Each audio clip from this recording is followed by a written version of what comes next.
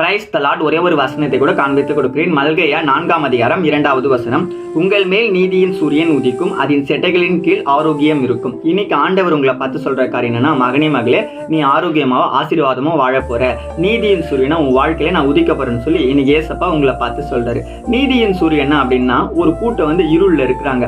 அந்த இருள்ல இருக்க கூட்டம் வெளிச்சத்தை பார்க்கணும்னா சூரியன் உதிக்கணும். அது போல நம்ம பாவமான இருளான காரியங்கள்ல இருக்கோம். நம்ம வாழ்க்கை மாறணும்னா ஏசப்பா நம்ம வாழ்க்கையில நீதியின் சூரியனா உதிக்கணும். அத வசனம் சொல்லுது, இருளில் இருக்கும் ஜனங்கள் பெரிய வெளிச்சத்தை கண்டார்கள் அப்படின்ட்டு. அந்த பெரிய வெளிச்சம் தாங்க ஏசப்பா. நம்ம ஏசப்பாவை ஏற்றுக்கொள்ற பிள்ளைகளா மாறும் பொழுது நம்ம வாழ்க்கை பிரகாசமா இருக்கும்னு சொல்லி இன்னைக்கு ஏசப்பா உங்களை பார்த்து தான் சொல்றாரு. இரவு போய் பகல் வர்றது போல உங்க வாழ்க்கையில இருக்க பிரச்சனைகள், போராட்டங்கள், பாடுகள், வியாதிகள் எல்லாம் போயிட்டு நீங்க சந்தோஷமா வாழ போற நாட்கள் வரப்போகுதுன்னு சொல்லி இன்னைக்கு ஆண்டவர் உங்களை பார்த்து சொல்றாரு. அது எப்போ வரும்னு பாத்தீங்கன்னா, இருளில் இருக்கும் ஜனங்கள் பெரிய வெளிச்சத்தை கண்டார்கள் வசனம் சொல்லுது. நம்ம ஏசப்பாவை ஏற்றுக்கொண்ட பிள்ளைகளை இன்னைக்கு மாறும் பொழுது, அவர் விசுவாசிக்கும் போது நம்ம வாழ்க்கை நிச்சயமாவே மாறும். இதை நீங்க விசுவாசிக்கிறீங்கன்னா அமேன்.